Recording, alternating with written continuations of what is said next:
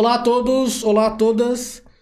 Estamos iniciando mais um Reconexão do Ser Podcast, o podcast que fala da vida, trazendo bons exemplos, boas referências de vida. Hoje com Lígia Lee, uma grande amiga nossa, e daqui a pouco vai se apresentar formalmente.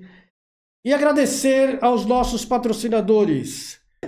Vidro na Obra, do Daniel Estrela, grande irmão, do Felipe Cassola, do Além do CNPJ, e o Grupo Success, que é um conglomerado de empresas, onde também tem Gabriel Cassola, Raíssa e o Felipe, que nos ajuda aqui patrocinando o nosso trabalho. E a Irmandade 88 do Grande Luiz, grande irmão, e lá onde eles dão trato no nosso visual capilar. Gratidão à galera e vamos dar início então a Lígia se apresentando. Obrigada por ter me chamado aqui, muito feliz. Fazia tempo, né, que a gente estava tentando se ver, não dava certo. Foi desse jeito que... Foi desse jeito, maravilhoso. Obrigada. Gratidão, Lígia, por estar aqui conosco. E eu quero saber de você. Primeiro, você é daqui de São Paulo? Eu sou paulista da Gema, sempre morei aqui.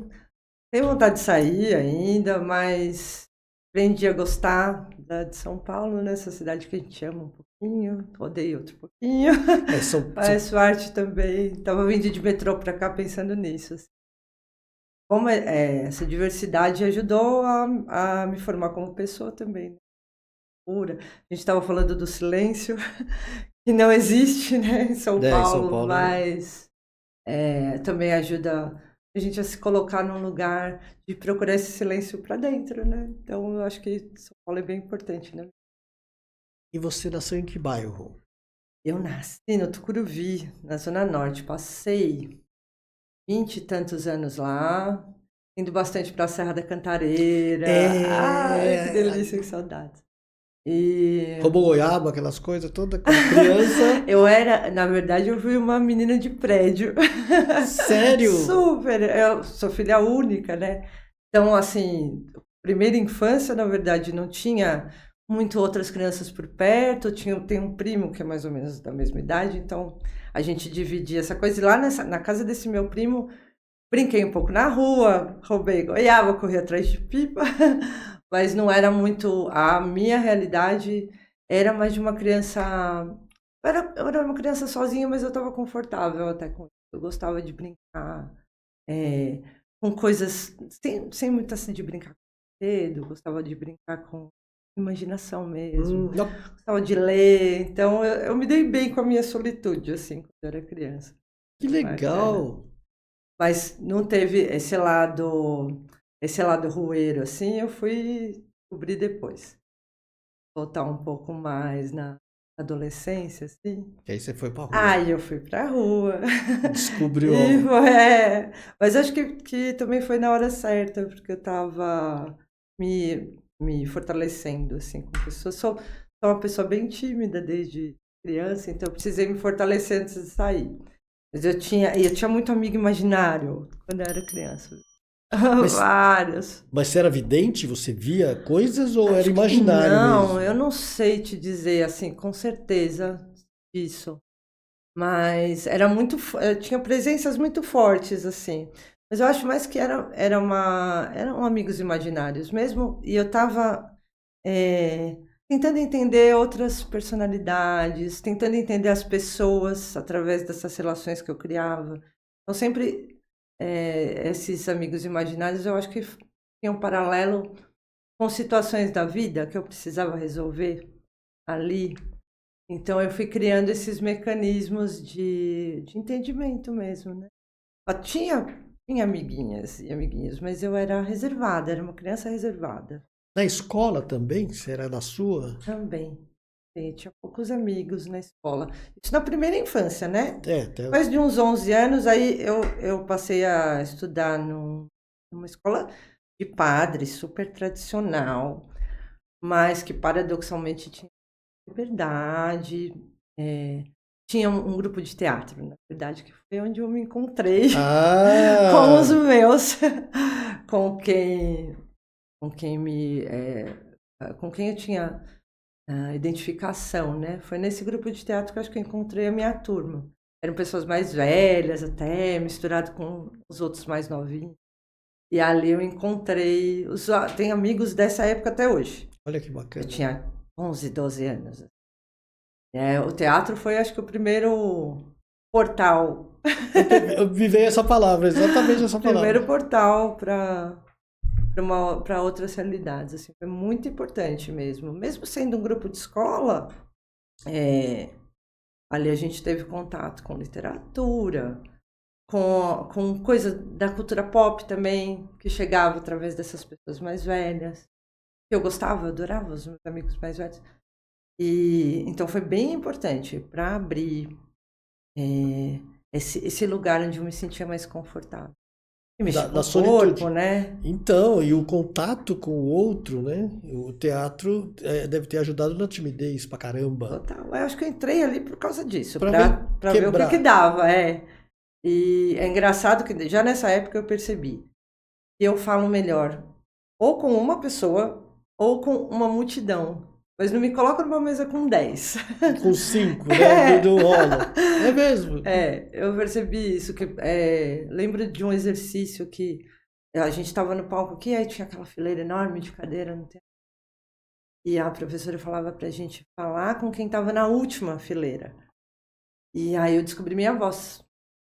A potência. A potência da voz. Isso, nossa, né? Foi uma baita descoberta. Eu acho que eu trabalho com o corpo também, o tocar o outro, usar o corpo como linguagem. E o olhar, né, também. Olhar nos olhos do outro. Sim, essa coisa de transmitir informação sem precisar falar. Teatro. E a presença, né? A presença sem falar nada. Tinha cenas, a gente fez o Rei da Vela, do Oswald de Andrade, que o Oswald tinha estudado nessa escola, o Colégio de São Bento. Eu estudei lá também. Ah, mentira! Lá eu também estudei. Olha que barato. Que loucura! Sério? Eu era semi-interno. Foi hard, que eu saí da pública e fui pro particular já no São Bento. E semi-interno, era bem tradicional na época. E era linda. Nossa, a gente ia ver o sino. Entrava no claustro dos... O Dom Bernardo dele. Dom Bernardo, você conhece o Dom Bernardo? Não você acredito. Conheceu o Dom Bernardo? Lógico. Pô, ele era um padre meio subversivo. Ele tinha aquela cara dele lá, mas ele aprontava. Vamos ali comigo. Pegava a turma, levava nos labirintos, né? Comigo. Olha que legal. Que viagem. Reconectou aqui agora.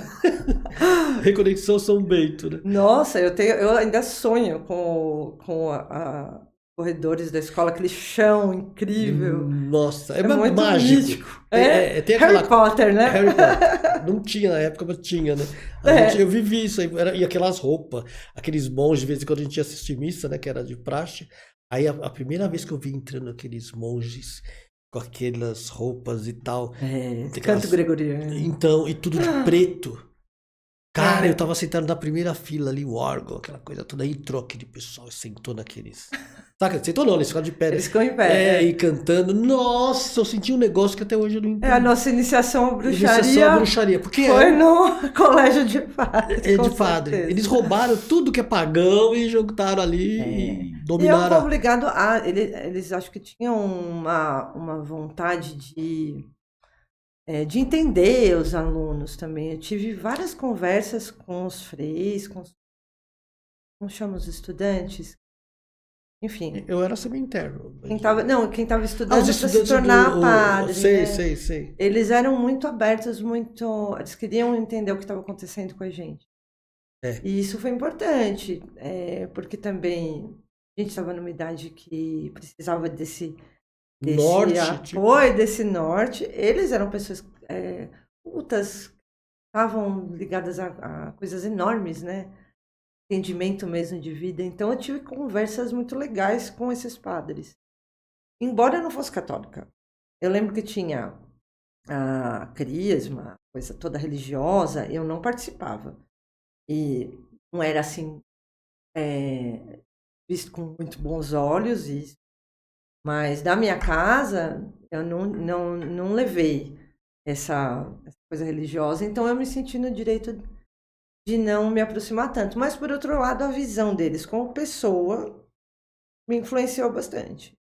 Pensar, me ajudar a pensar, né? Ah, de onde você veio, o que você está fazendo aqui. E desmistificar essa figura do padre ou do estudante, né? Que a mulher é noviça, né? O homem não lembro. Eu também não me Deu- lembro deu- agora.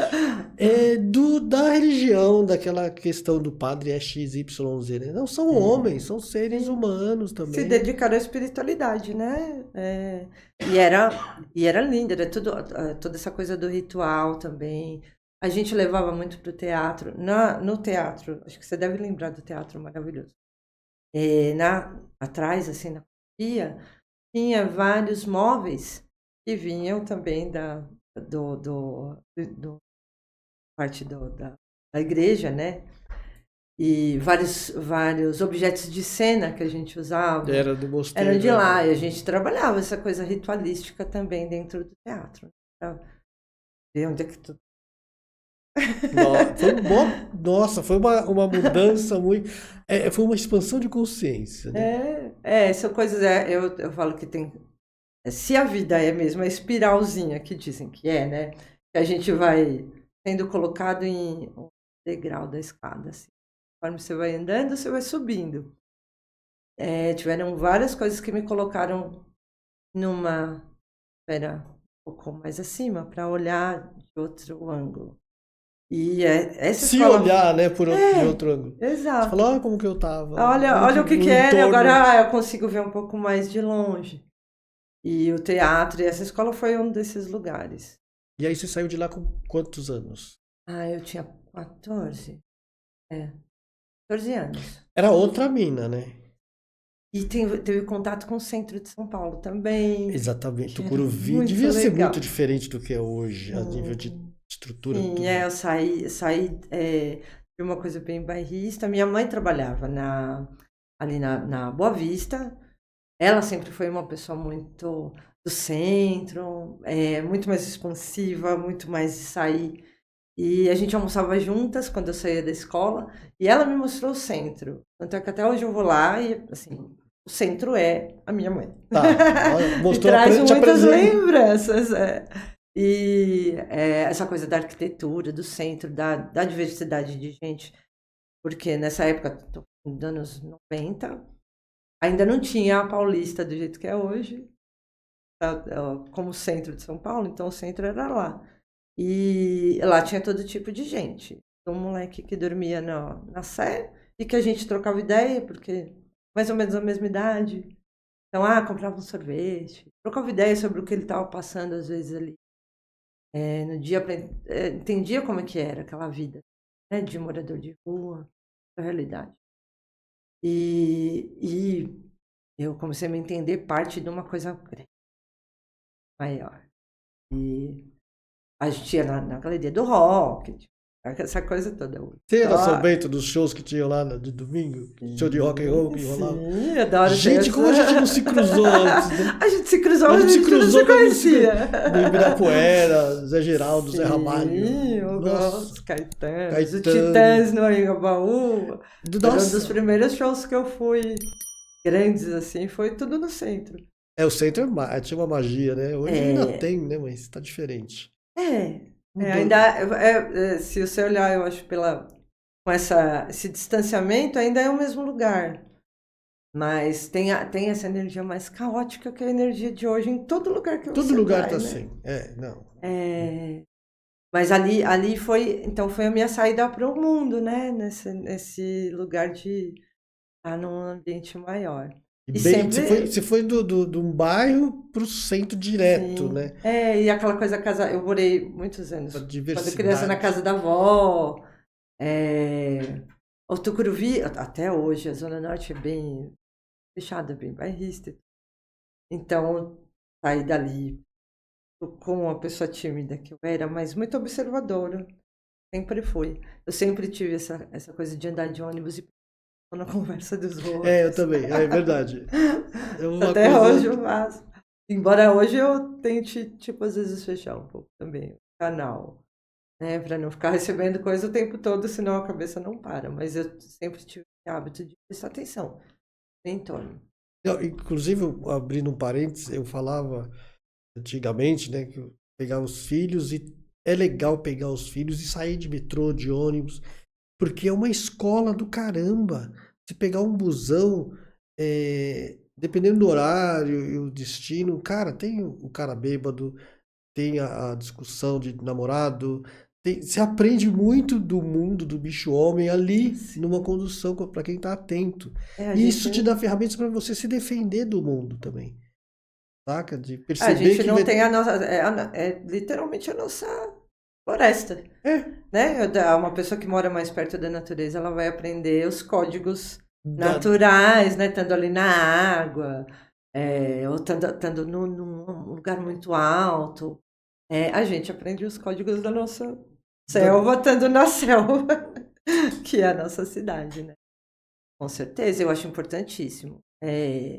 Sair e estar com as pessoas. Não, embora eu fosse uma criança de condomínio, minha mãe teve esse bom senso de me tirar, de me levar para os lugares, comer comidas diferentes, sempre me explicando o que era, de onde que vinham as coisas. Ela era uma pessoa simples, mas bem à frente do meio dela, né? Minha família é muito simples, toda muito simples, e mais ligada ao dia a dia, ao cotidiano, que também me trouxe muito de olhar o dia a dia com sabedoria, tirar ensinamentos da comida, do simples, né? Do simples. Eram pessoas com vidas pequenas, mas grandes ao mesmo tempo. Né?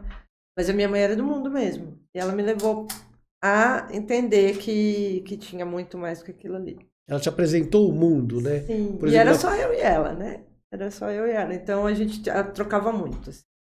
Trocava bastante experiência. Ela te alimentou com cultura, com essa comida veio da Itália, que é aquela lá da bota, do outro lado do Atlântico. O que é o Atlântico? O Atlântico é o... Né? E ela ia indo... Embora ela não tivesse nem, às vezes, tido tantas experiências assim fora, mas ela conseguia enxergar, ela se interessava. Então ela trouxe muito mais até do que ela tinha, né? Olha que bacana. Pensar, Uma completou a outra ali, né? Ela tem atrás para te passar, né? Tanto... eu acho que é isso que a gente faz, né? A gente procura alimentar, né? A gente vai atrás do que a gente não. E aí, você fez faculdade? Não fiz faculdade. Eu entrei nessa coisa do teatro. Você entrou e ficou um tempo? Eu fiquei. Era uma área que me interessava. Na verdade, a arte sempre foi uma forma de expressão, um lugar confortável para mim, porque eu era essa criança que não era exatamente padrão, mas a arte, ela te acolhe do jeito que você é. E usa as tuas experiências a teu favor, né?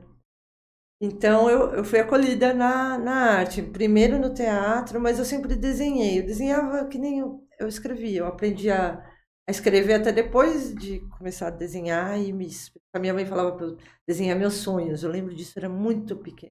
Eu tinha pesadelo e ela falava para eu desenhar. Eu nem sabia escrever. Então, eu fui para esse lugar do teatro. Mas eu descobri que eu não queria ser atriz. Eu queria ficar na produção. Então, meu caminho foi indo para cenografia. Eu gostava das internas, né, do teatro. Tinha um pessoal muito legal também.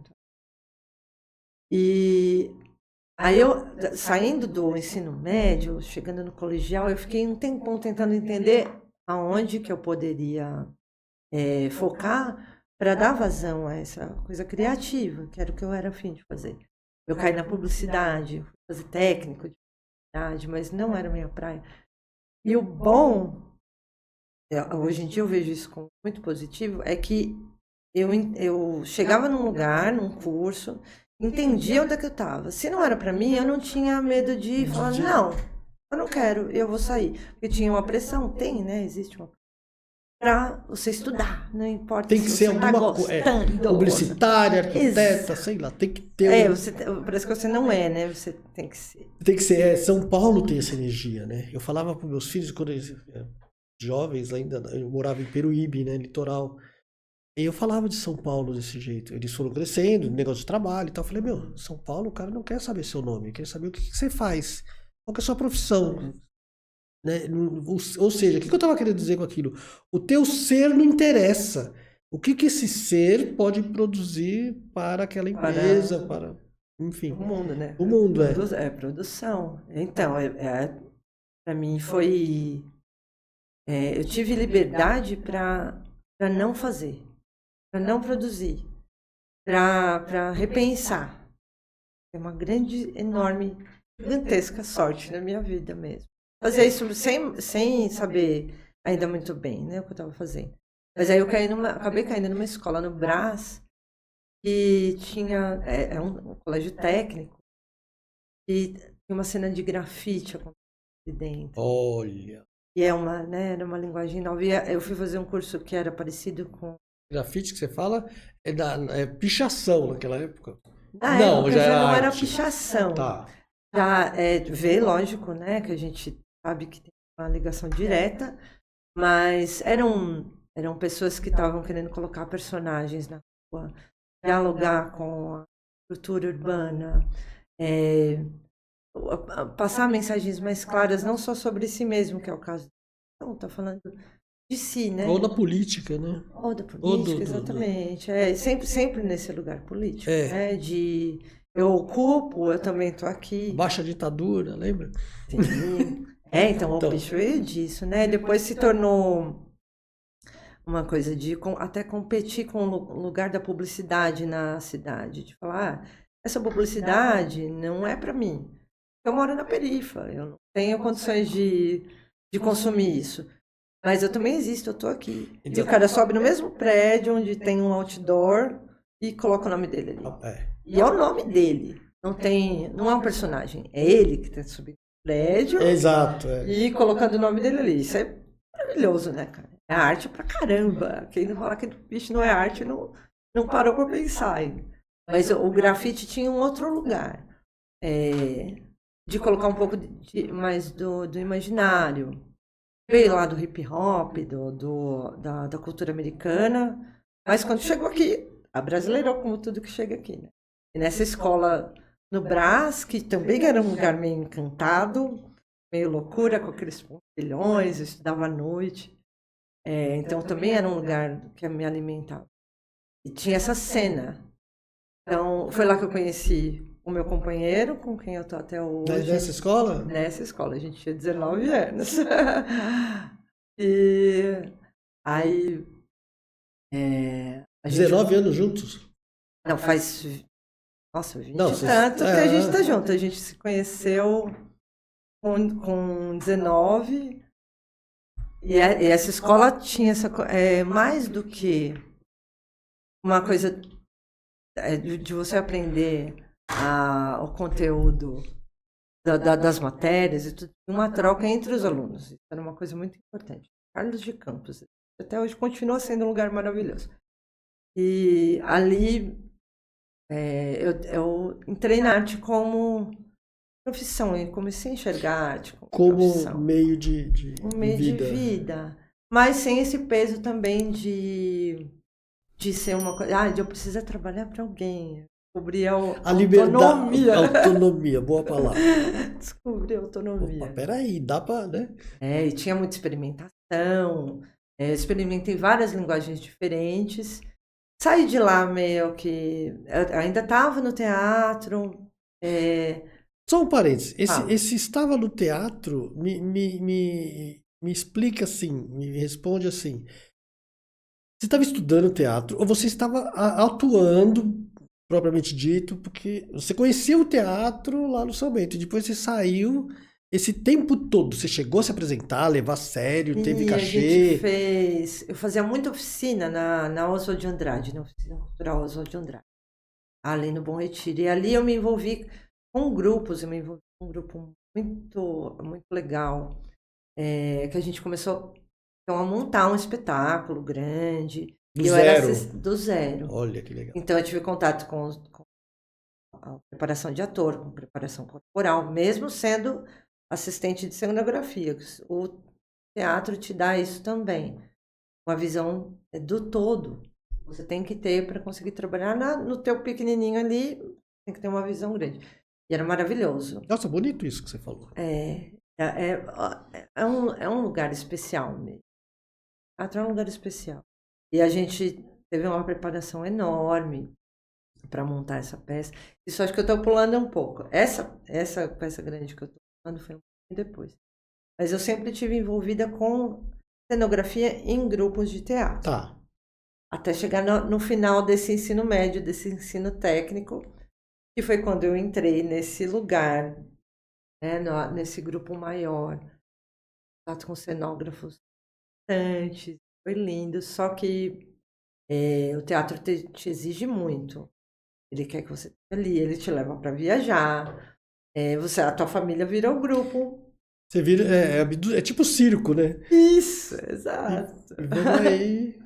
Exato. Vamos pro E mundo. me exigia muito e, paralelamente ao que estava acontecendo ali, eu e o Lúcio resolvemos mesmo, e eu fiquei grávida. Ah, Da minha dessa. primeira filha. Nessa transição. Tá. Eu saí do ensino médio, eu tinha 24 anos, eu saí com 24, 5 anos, né? Que a Flor nasceu. Eu fiquei grávida. Então foi uma história de amor assim, louca, né? Eu e o Lúcio. Olha, louca é pouco, assim. Mas a gente demorou bastante tempo para ficar junto, a gente era muito amigo. Era meu melhor amigo mesmo, muita intimidade. Confidente e tal. Ele tinha sido casado com outra pessoa que eu também conhecia. Acompanhei toda a história do casamento dele, do final desse casamento. A gente trocava muito, falava muito da vida pessoal mesmo. E só que não tinha ainda interesse um no outro. Ele disse que não, né? Mas Até hoje, eu acho que era só amigo mesmo. Mas aí uma hora rolou. Porque eu sou uma pessoa que gosta de intimidade. Eu gosto dessa proximidade. Valorizo pra caramba. E é isso que me atrai nas pessoas. É saber da vida delas. É saber de coisas que não estão ali na primeira camada, sabe? Entendi. E aí a gente se apaixonou loucamente mesmo. Aí sim foi rápido. Aí, Em 2, 3 anos a gente estava morando junto e tinha a Florzinha. a Flor já tava no colo. A Flor já estava no corre total. A gente começou do zero a vida e eu estava nessa lance do teatro. E ele tava fazendo o quê? Ele também era fora da curva, né? Total. Estudava arte, trabalhava com contabilidade desde os 14 anos. Coisa de família, tipo. Total. Era uma coisa que, né, um apego sentimental que ele tinha com o trabalho. Mas foi importante para a gente começar essa vida. Tem uma estrutura, né? Uma estrutura. Regra. Eles eram muito acolhedores e tudo. Mas a gente já estava com o pé e a cabeça em outro lugar. A nossa vida era um paradoxo eterno. Nessa rolê, eu larguei o teatro porque agora eu tinha uma raiz. E aí começou uma outra jornada na minha vida, porque eu dei aquela parada. Uma gravidez é uma coisa que te coloca também nessa mudança de perspectiva. Coloca em outro lugar. Pelo menos para mim, né? Não posso dizer de todas as mulheres, mas para mim me colocou o pé no chão de um jeito que eu nunca Imaginou estar. nem né? achava que era possível. Mas foi A criança te aterrou, né? Não. E é o que ela faz até hoje. É o mais incrível. Ela te puxa. Ô, vem cá. Total. Apesar de ser pisciana, vata, total. Mas quando eu soube que eu estava grávida, eu sabia que era uma grande responsa, mas também me deu uma alegria, uma ocitocina no sangue, já uma coisa e um entusiasmo de pensar quem sou eu, afinal? Quem é a mãe dessa criança? Nossa. Mas o que eu quero passar para ela do mundo? Como é que eu vejo o mundo? Essas perguntas muito difíceis de responder, mas que foram importantes para eu sair daquela coisa de estar vivendo sem estar pensando muito no que está acontecendo.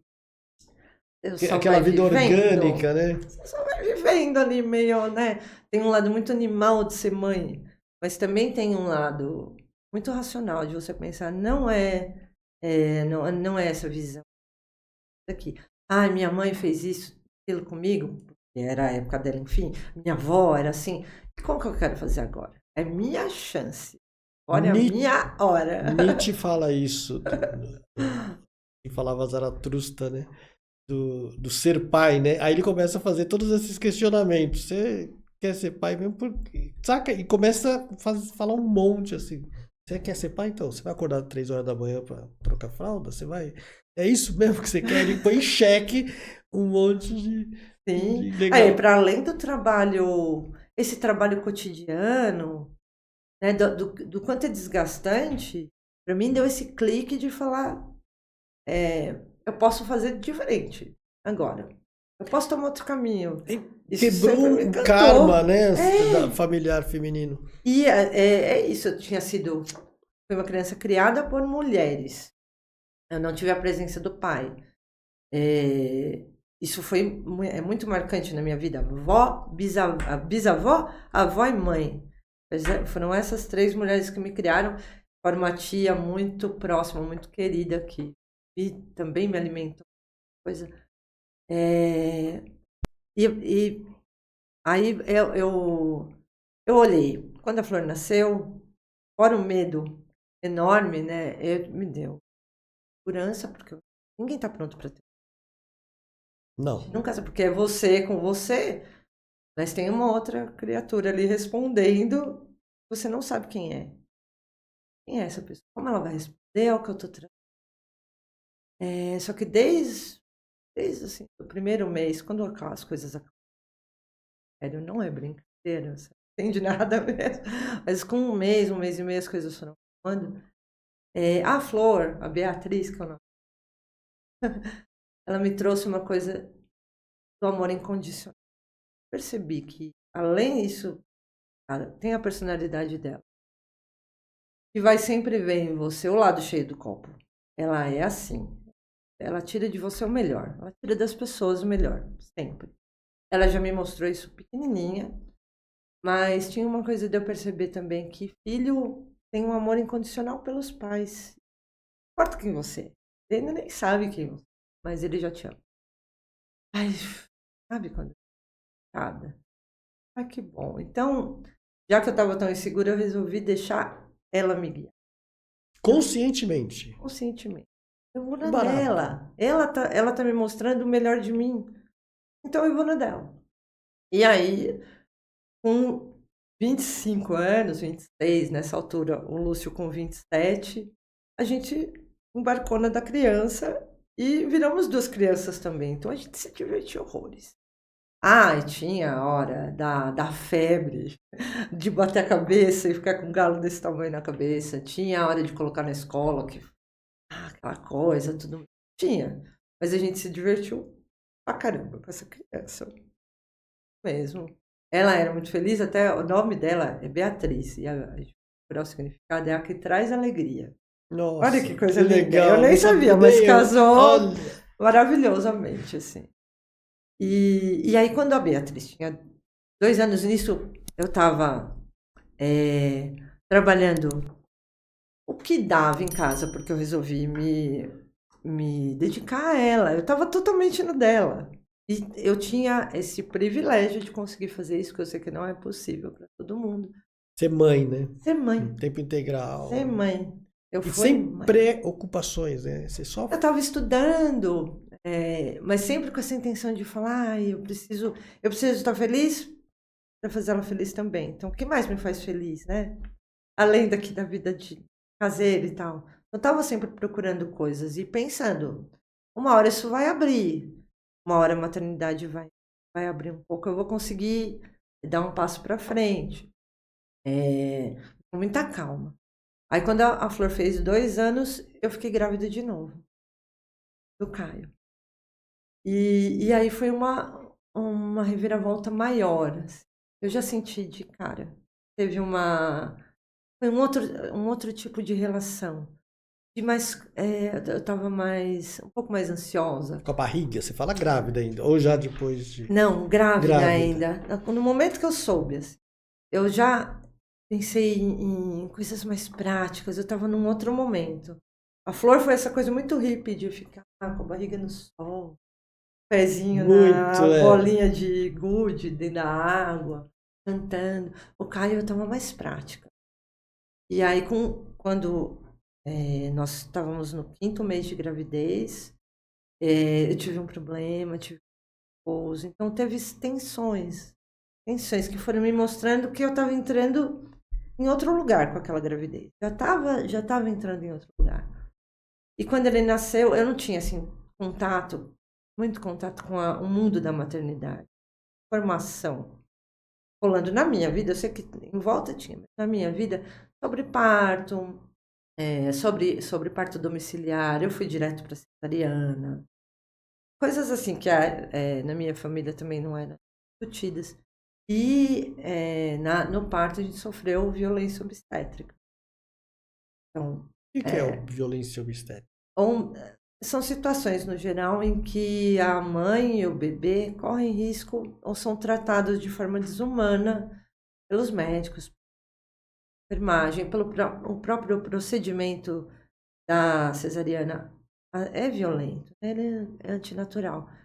Isso tem que ser feito, então, de uma forma tranquila, com alimento, com informação do que está acontecendo. Eu vou fazer isso, eu vou fazer aquilo. Preparar a mãe, né? Psicologicamente. Isso. No antes, inclusive, fazer todos os exames e deixar a mulher conhecer o corpo e ter escolha. Não foi discutido comigo outro tipo de parto. Ah, não, você vai fazer cesariana porque você já tem um filho. E ponto. E nem é assim, hoje em dia eu sei. E não é assim. Escolhe o parto sempre. E como eu já estava, né, frágil, porque eu estava passando por uma gravidez de risco, estava todo mundo nessa fragilidade da família. A gente ficou um pouco na mão Refém. desses médicos. E o médico me largou esperando na maternidade por muito mais tempo do que eu poderia ficar na noite que foi marcada a cesariana. E o Caio entrou em sofrimento fetal, porque faltou oxigênio. Então, até hoje falar disso é difícil para mim. Assim. Virou um trauma na minha vida, porque é uma situação em que você tem responsabilidade com a criança, tem responsabilidade com você e naquele momento eu perdi um pouco da minha crença na humanidade. Eu esperava acolhimento, eu esperava respeito, não tive nada disso. Então você endurece um pouco, né? E é muito paradoxal. Você está dando a luz e ao mesmo tempo endurecer. E para minha sorte, tinha já a Beatriz, que foi quem me puxou para uma volta. Não, olha, a gente vai para casa. Meu bebê ficou dias na UTI. Não, de ir lá ver a realidade de outras mães também. Nunca é fácil, né? Quando o filho não tá legal, nunca. Mas eu saí do hospital e tinha a Beatriz, tinha minha mãe dando uma força, e eu e o Lúcio. Nesse momento a gente resolveu que a gente também ia ver a parte cheia do copo. Então a gente não vai encarar isso do jeito pior e ficar focado nos problemas, coisas na tristeza. Não, a gente saiu. Então agora a gente tá aqui. Com essa criança, um bebezinho cor de cenoura. Cor de cenoura? De icterícia, ele tinha muito. E a gente saiu tendo que manejar 2 crianças pequenas, uma outra realidade, mas nessa pegada, vai ficar tudo bem. E foi passando os meses, eu fui percebendo que o Caio não era mesmo. Tinha ficado alguma coisa dessa falta de oxigênio no parto, se chama anóxia. Essa anóxia. Anóxia no parto e tinha ficado sequelas. E ali foi o primeiro gancho para meu contato com a medicina. Cuidado com o corpo humano. Porque até aí, lá, eu vou voltar para o teatro. Lá no teatro eu tinha tido contato com a medicina chinesa, porque dentro dessa área é muito comum as fitoterapias, as massagens, o cuidado com o corpo nesse viés. Mas eu não usava nada disso. Não tinha campo na minha vida para usar. E quando eu levei o Caio no médico pela primeira vez, eu já saquei que os médicos não conseguiam entender quem era ele. Só eu entendia. E por mais que eu tentasse falar o que estava acontecendo em casa, ele não via. Porque a medicina ocidental, apesar de ser maravilhosa em vários sentidos, sabe a importância que tem exames, a coisa toda, eles são cartesianos, eles enxergam as coisas em pedaços. Só que meu filho era uma pessoa inteira, era isso que eu via. Eu via para além do que tinha acontecido, né? Eu já estava enxergando meu bebê como uma pessoa. Mas explicar isso para os médicos era muito difícil. Então, teve um lugar de ser silenciada como mãe, de falarem, mãe, imagina, exagero. Não, daqui a pouco passa. Tá dentro da curva da normalidade. Eu ouvi tanto essa expressão. Tá dentro da curva da normalidade. Mas não, olha, eu tô notando, tem diferença. Eu tenho outra filha, mas cada criança é uma criança. Aquelas respostas prontas que nem Por te quê, ouviam. né? Porque a gente vive nesse mundo onde você só entende uma coisa se você mostra um diploma sobre o negócio. Absurdo isso aí. Eu não tinha esse diploma. Então eu fui silenciada. E já ali eu percebi que ia ser eu ia ter que dar umas voltas, assim, para conseguir o que eu queria. As coisas foram acontecendo paralelamente. Então, com tudo isso que estava acontecendo, então, eu e o Lúcio, a gente tinha que ter válvulas de escape para também equilibrar. Então, tinha o momento de deixar as crianças na vovó e a gente sair para se divertir. Com isso, a gente começou a pensar em coisas que a gente gostava de fazer juntos. E resgatamos o que a gente tinha vivido lá naquela escola, no Brás. O que a gente tem em comum? A gente tem em comum o gosto por imagens simples, essa estética meio punk, o gosto musical. Cara, vamos fazer stencils e aí pintando na rua? Tinha amigos que faziam. Vamos. E muito pretensiosamente, a gente criou um projeto de arte urbana, de grafite. E começamos a fazer isso paralelo a vida. Paralelo, sim, né? O projeto chamava Alto Contraste. Existe. Porque era um contraste entre a nossa vida privada com as crianças, cuidar do bebê, do palavra cantada de noite, e a dureza de estar na rua, de estar pintando, de estar embaixo do minhocão, fazendo grafite. Então era um baita contraste, a gente usou isso no nome. E a gente levava Inspirado, gostei desse Não nome, é? muito bom. Acho que a gente, eu tô falando tudo na real, viu em algum lugar e falou, cara... Bateu. Bateu. E aí a gente foi levando isso em paralelo. Então a arte sempre teve comigo, não importava o que eu estivesse fazendo, era um meio de expressão, um meio de organizar as ideias também. Mas lá dentro, nas internas, eu estava pensando numa família que agora, nesse momento, já sabia que tinha uma criança com deficiência, uma menininha, né, uma irmã, papel de irmã, que ia ter que lidar com isso também, uma avó que ia ter que lidar com isso, uma escolinha que ia ter que lidar com isso também. Fora, gente, tem toda uma rede. Ele ia crescendo e ampliando a rede. Todo mundo tinha que entender o que era isso. Mas você já tinha tido um diagnóstico nessa altura do campeonato, não? Primeiro de paralisia cerebral. E é uma coisa que, se bem manejado, com bastante estímulo, tem resultados legais. A pessoa consegue, às vezes, sair, às vezes não também. E tá tudo bem. Sim, você vai ter que lidar. Às vezes fica na cadeira de rodas. Tem casos mais graves que não consegue mais falar. E tem muitas diferenças, né? Cada pessoa vai ser atingida de um jeito. Então a gente tinha esse diagnóstico de paralisia cerebral, mas a gente sabia que tinha alguma coisa a mais. O diagnóstico de autismo do Caio veio quando ele tinha 7 anos só. Nossa. Por conta justamente dessa falta de observação dos médicos do todo. Do todo, é. Eles jogavam, então, ele anda, ele tem dificuldade de andar por conta da paralisia cerebral, mas a dificuldade de falar também é por isso. Não Falta sei o de quê, um olhar. também é por isso. Eu não sei nem explicar. Dá uma tristeza de pensar nisso. É que não foi só um também, né? Foram vários profissionais Muitos. médicos. Muitos. Terapeutas mesmo, os fisioterapeutas, terapeutas ocupacionais tinham um pouco mais de cuidado. Mas na medicina tradicional, na medicina ocidental mesmo, prática, a gente não encontrava mesmo esse lugar.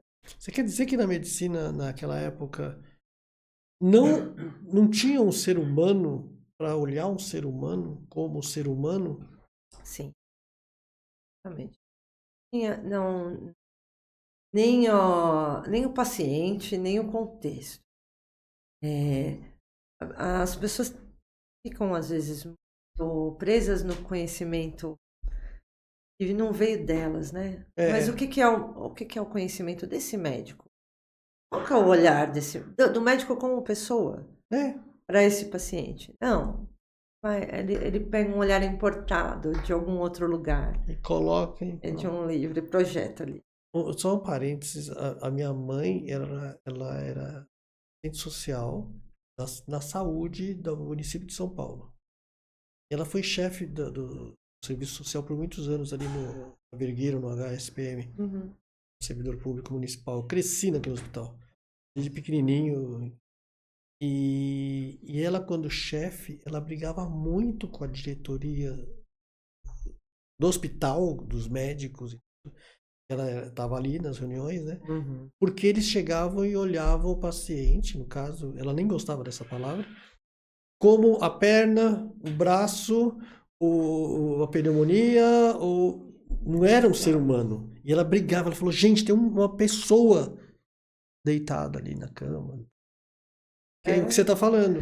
Esse pensamento cartesiano que corta as... foi importante, em um dado momento, a medicina e cortar as pessoas em pedacinhos para analisar o que tinha dentro.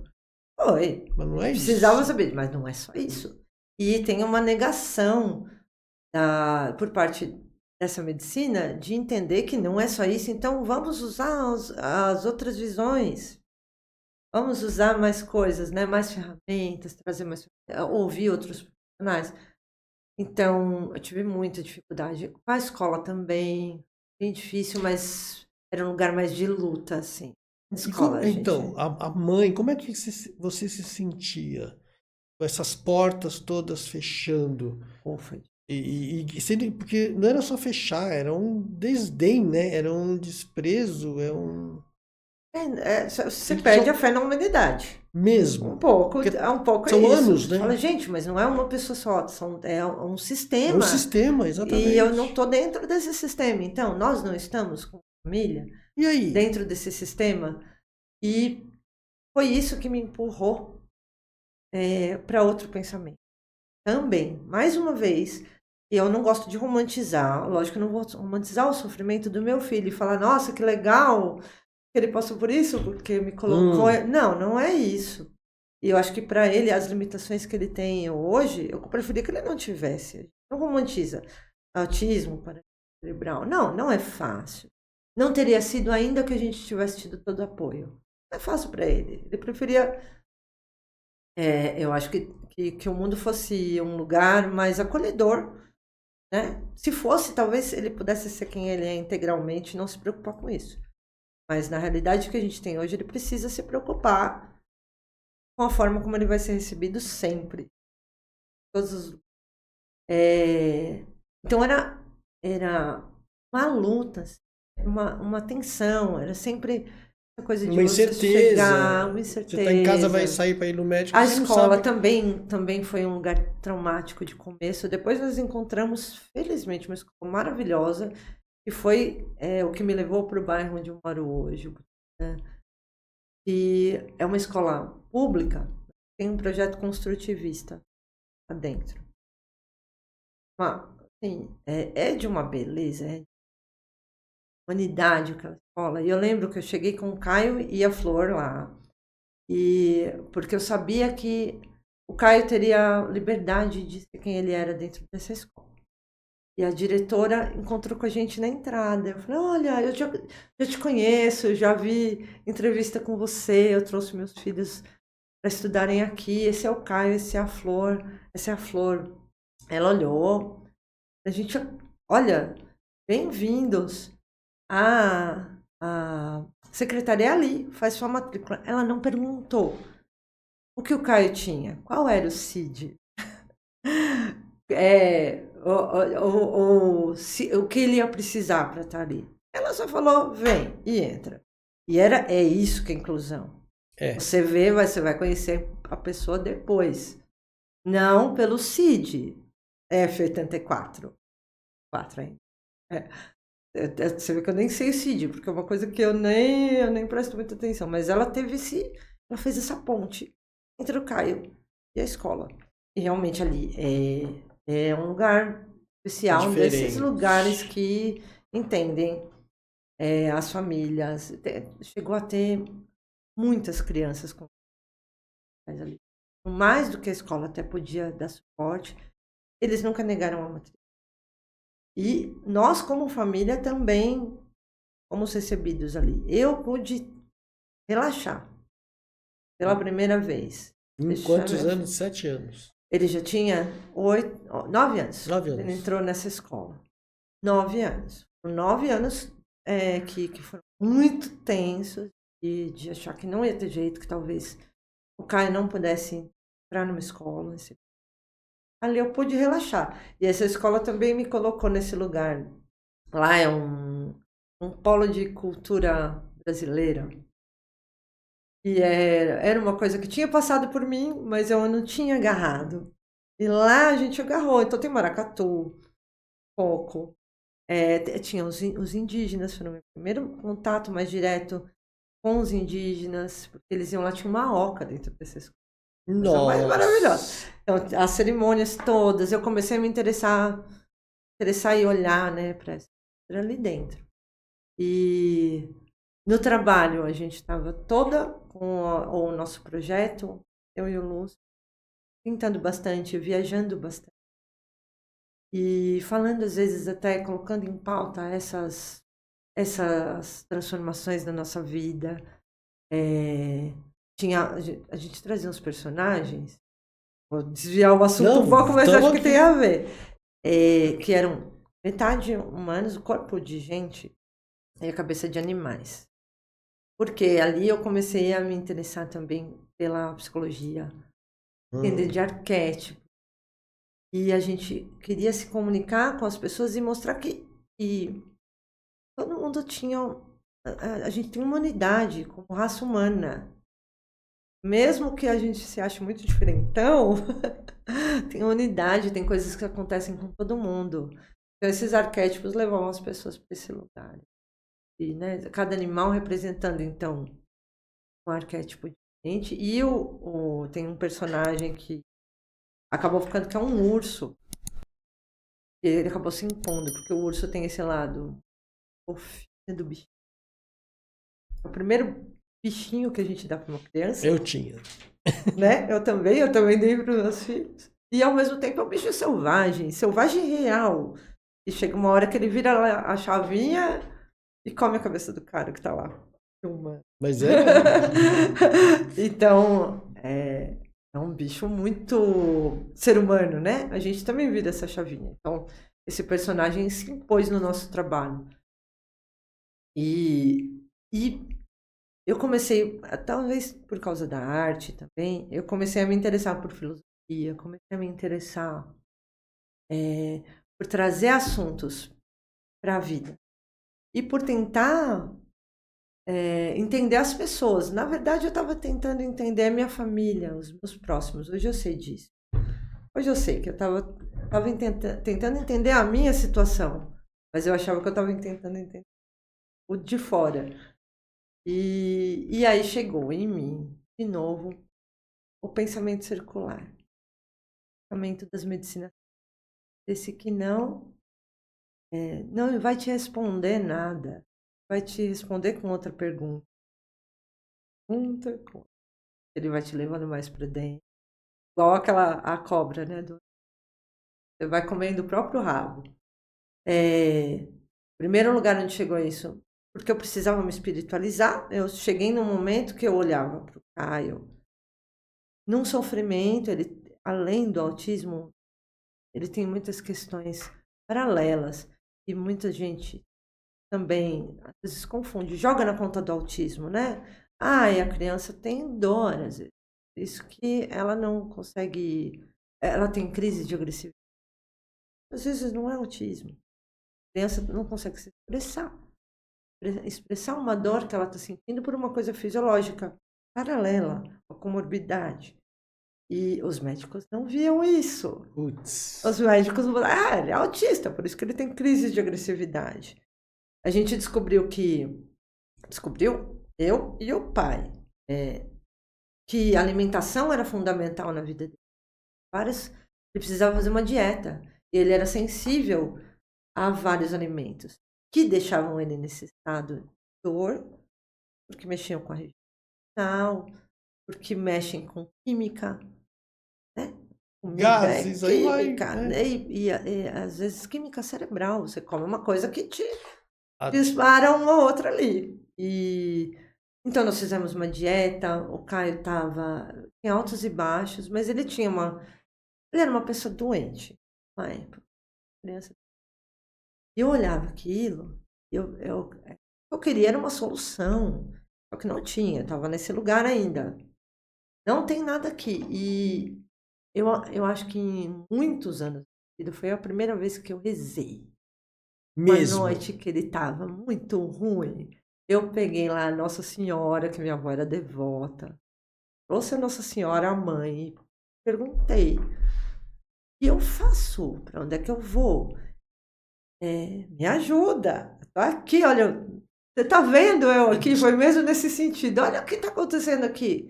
Se vocês estão aí me vendo, ajuda. Foi nesse sentido muito próximo, muito direto. Mas desesperadora a situação. Desesperador. Você chegou a um ponto... Era desesperador. E aí eu percebi que eu precisava me espiritualizar. Eu estava procurando respostas que eu não ia ter ali. Eu não ia ter ali. E eu, de alguma forma, que eu não vou te dizer que eu nem lembro como, eu cheguei na ayahuasca, cheguei em você. Eu estava pesquisando coisas, mas aquilo me... não, é isso aqui mesmo.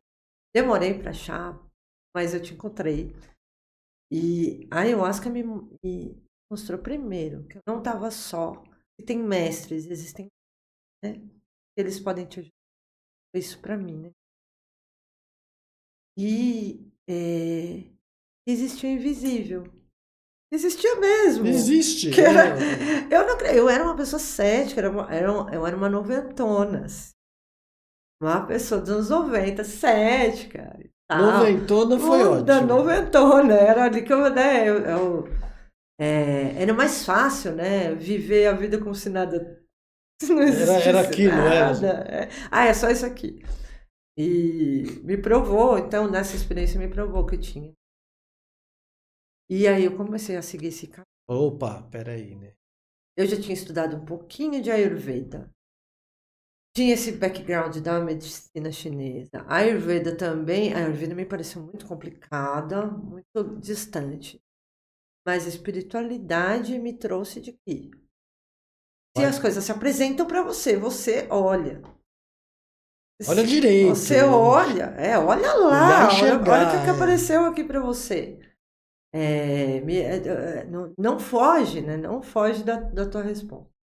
E aí eu entendi que o que estava no Caio e o que está nas pessoas serviu para a Flor, serviu para o Lúcio, serviu muito mais para mim ainda do que para eles todos.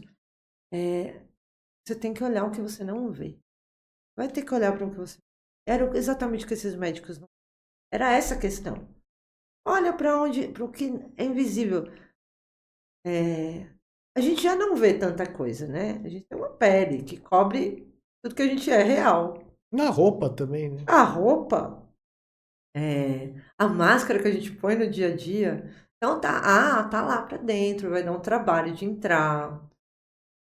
Mas tem um negócio que chama intuição, que foi, acho que a primeira coisa que despertou com os trabalhos espirituais foi essa intuição. Que confia. E Ah, mas não tô entendendo, não li em lugar nenhum, não interessa. Vai, né? eu fui. E tanto eu fui olhando para as questões do Caio, as minhas, né? E fui começando a clarear, fui começando a entender quanto eu fui começando a enxergar o que chegava. E aí chegou a medicina chinesa, muito forte, a Ayurveda, forte, que são tradições que olham para. E são milenares, né? E extremamente complexas. Entrou num lugar que não tem volta. Você vai estudar o resto da vida e não vai saber nada. Eu tive Tipo, muita sorte de encontrar pessoas como você, como os meus professores na Ayurveda, como os meus professores na medicina chinesa, que a forma de entregar as coisas devagar, conforme você vai sendo capaz de receber. Então, quando eu relaxei, eu fui recebendo essas coisas de uma forma que não ficou pesado. Porque, na verdade, é assim que a gente funciona de verdade. A gente funciona da forma como essas medicinas colocam. É uma coisa muito linda, assim, que veio do tal que me colocou nesse lugar de lembrar, eu como urbana, eu faço parte da natureza mesmo. O meu corpo é um relógio biológico que responde às estações do ano. Essas coisas que a gente que chama urbano, a gente não está acostumado a gente se a desconecta, né? lembrar. É. Tá aí, né? Do sol, parece some todo dia, mas você lembra. E me trouxe isso muito forte. E eu, com todo esse conhecimento, eu comecei a entender melhor o caso do Caio. Como ele reage ao ambiente e nananã, nananã, nananã. A gente falaria que é o xamanismo, mas antes do xamanismo tem o taoísmo.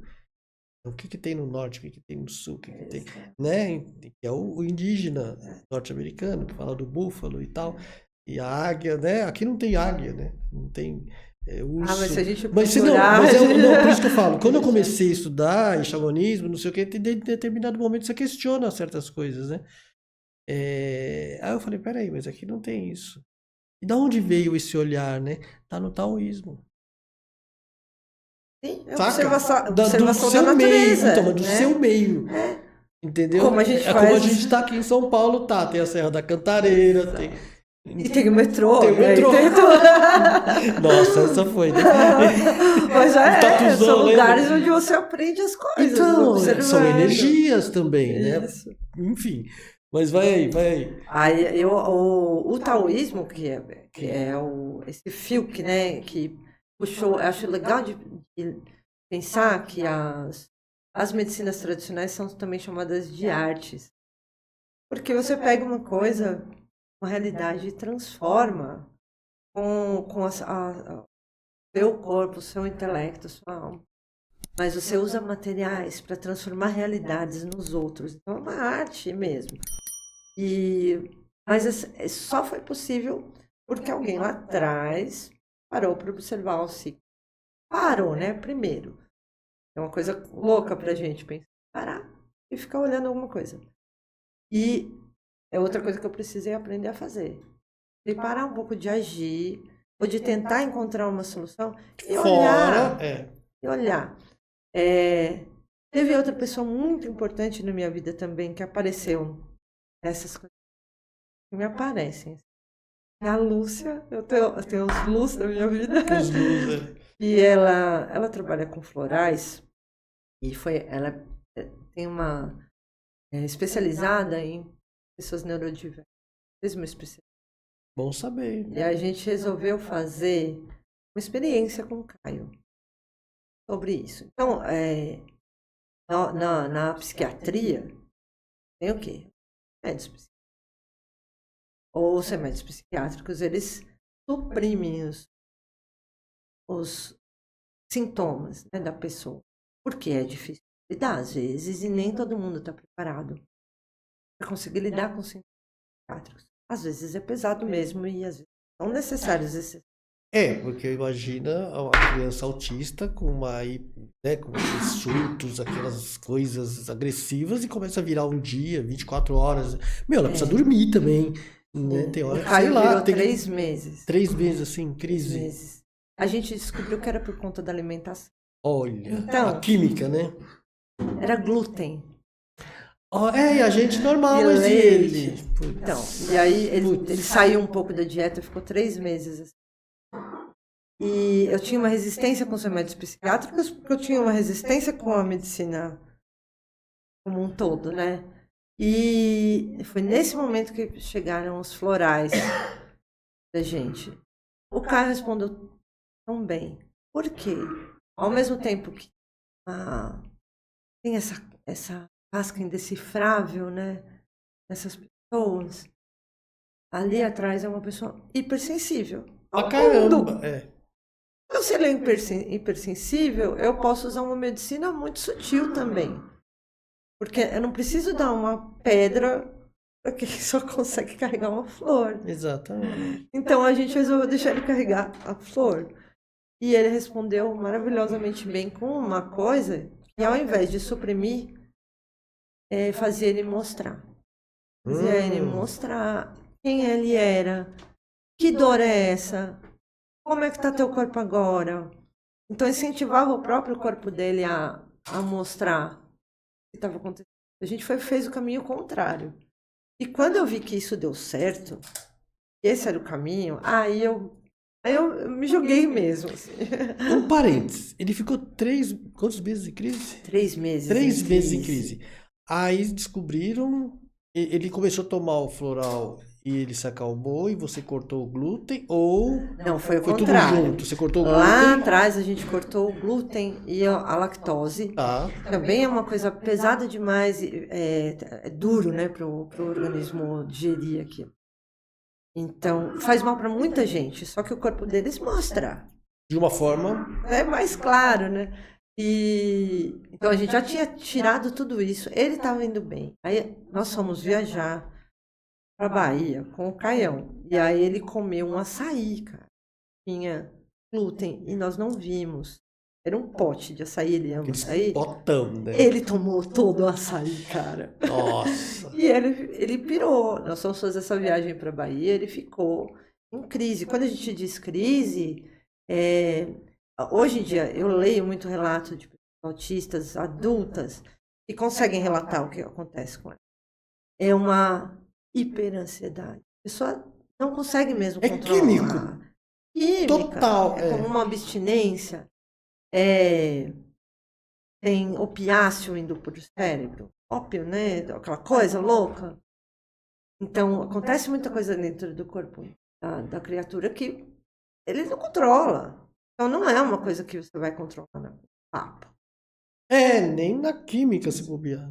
Sim, ele tem. Olha, para falar que a gente nunca fez uma experiência com ele, remédio psiquiátrico, a gente fez. Nós levamos, nessa época, nós levamos ele no APS e saímos de lá com uma receita. Ele tomou e aconteceu o que eu imaginava que ia acontecer. Ele endureceu. Então ele ficou deitado. Sem resposta. Dopado. Eu não conseguia acessar. Isso me causou um negócio, porque já é difícil de acessar. Ainda você dá uma coisa que torna um pouquinho mais difícil ainda. Não, e ele começou, pelo que você está falando, um pouco que você falou, entra num meio um processo vegetativo. Ele tá anestesiadão.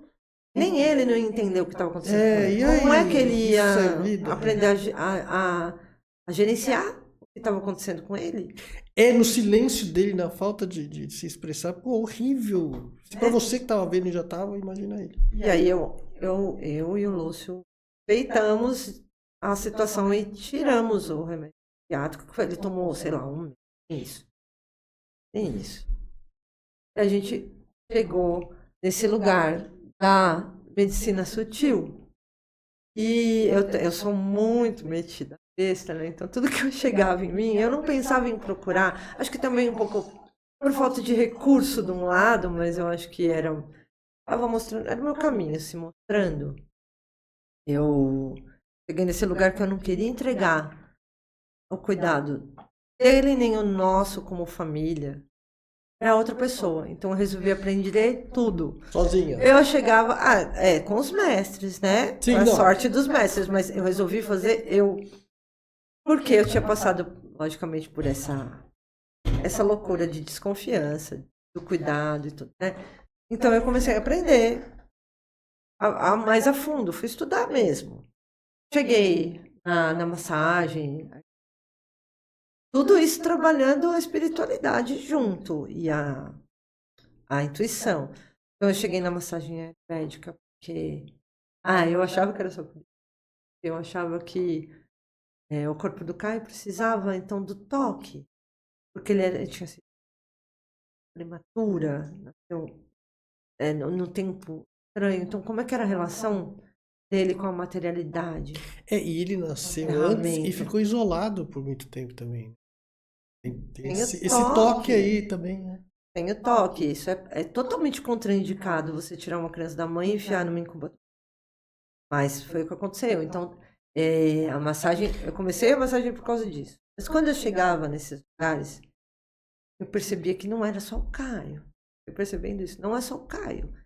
Começaram a aparecer pessoas e situações onde eu podia aplicar esse conhecimento. Então, você passa por o corpo é um lugar, né? Em primeiro lugar, que a gente tem. É com ele que a gente está aqui.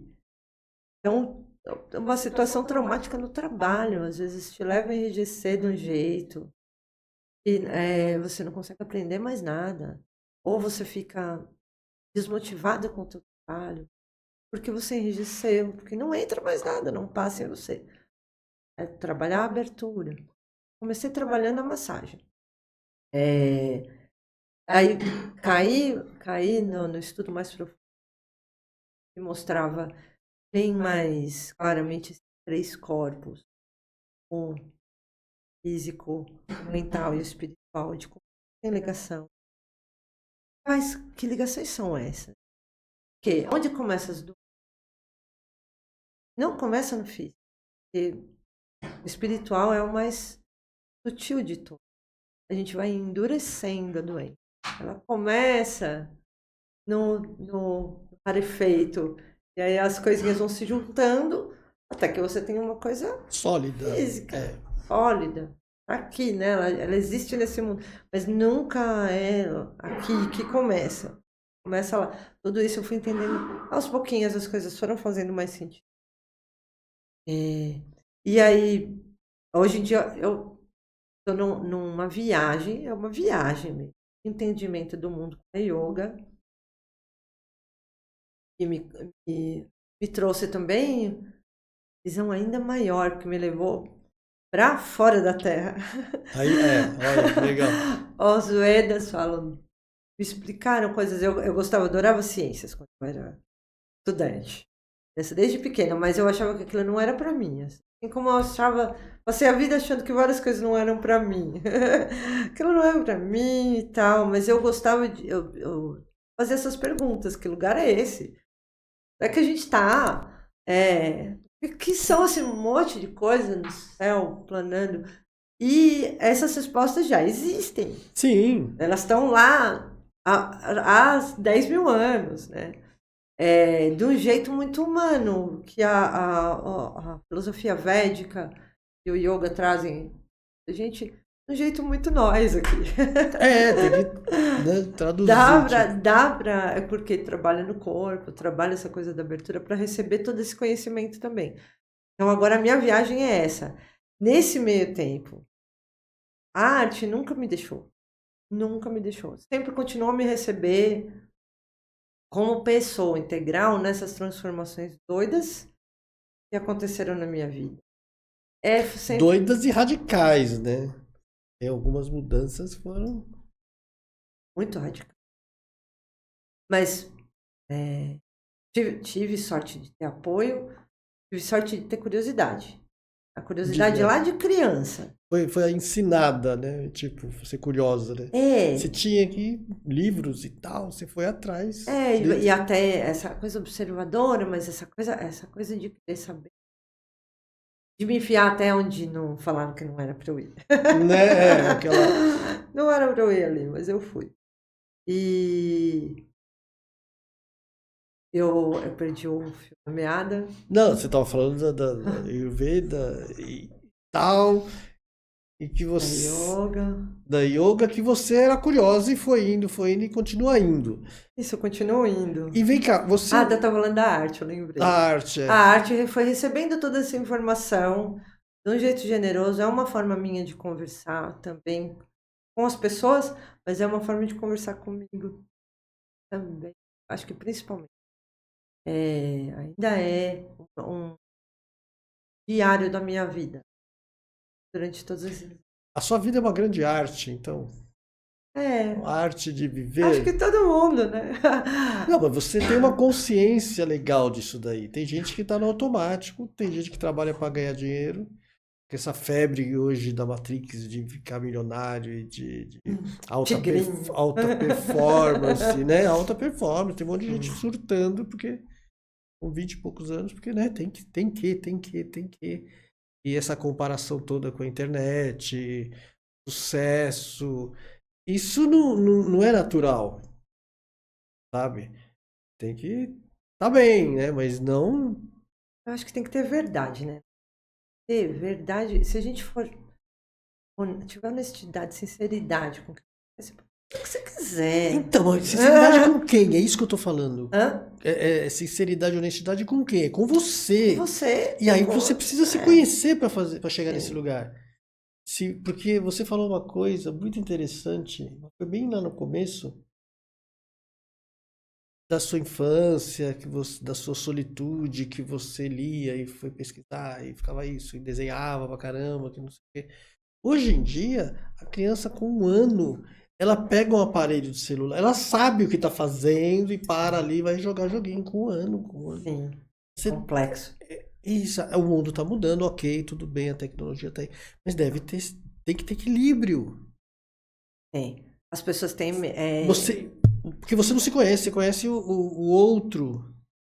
Tá entendendo? As referências são muito. E você, o que ele vai virar isso daí? O que você acha que vai virar? Você com Eu seu acho olhar.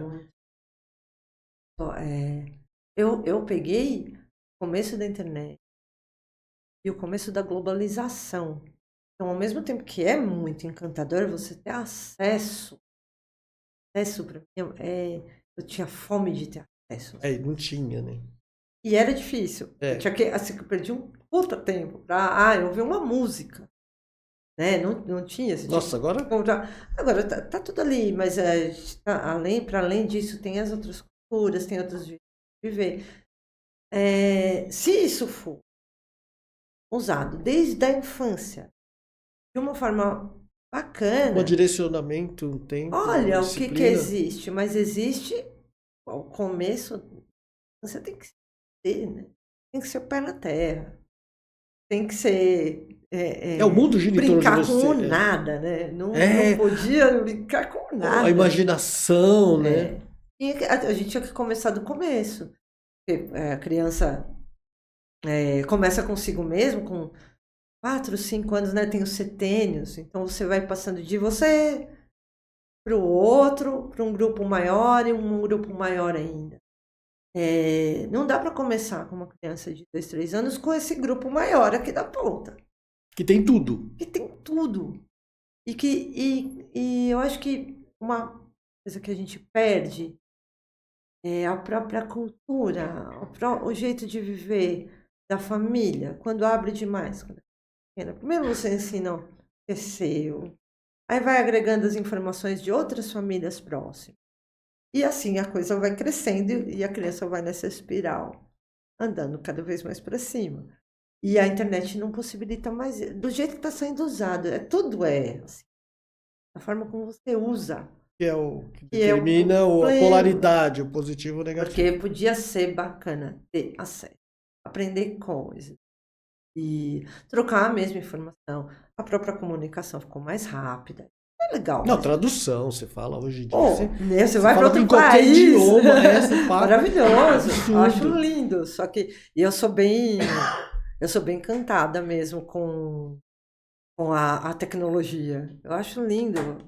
Sou super hi-fi, eu gosto. Mas o jeito como está sendo usado, principalmente na primeira infância, é bizarro. Vai ter consequências, eu acho. Nesse sentido também tem mais uma coisa que eu podia trazer da família e do Caio, principalmente. Ele é um experimento social nesse sentido. Ele vê TV e tal. Ele não tem contato com tecnologia, essa joguinho. Então, ele não fala. Olha, ele vai conseguir explicar.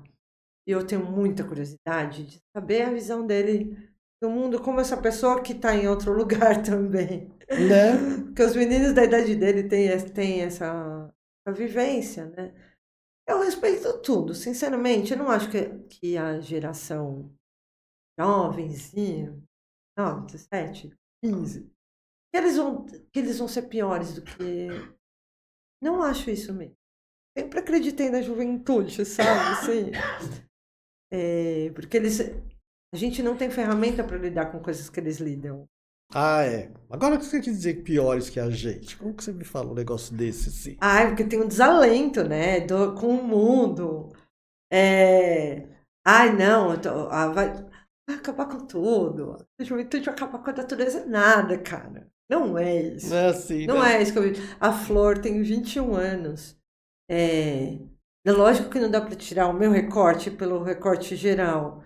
Mas existe uma discussão de direitos humanos, sobre sexualidade, sobre a própria segurança, sobre a segurança da mulher no mundo.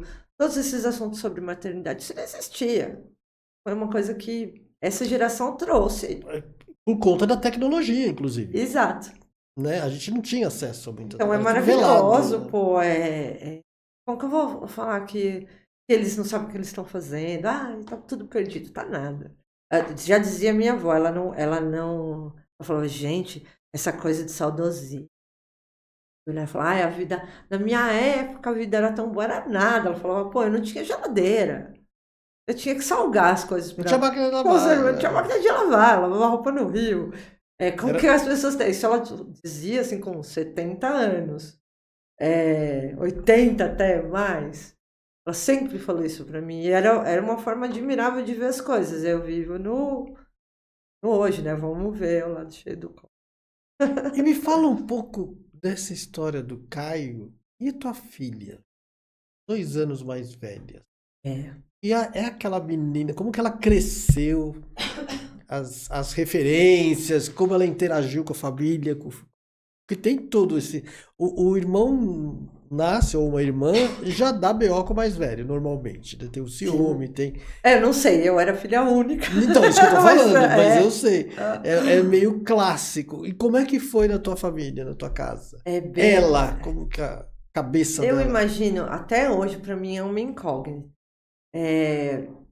O que é para ela de verdade, se a gente não conhece outra realidade.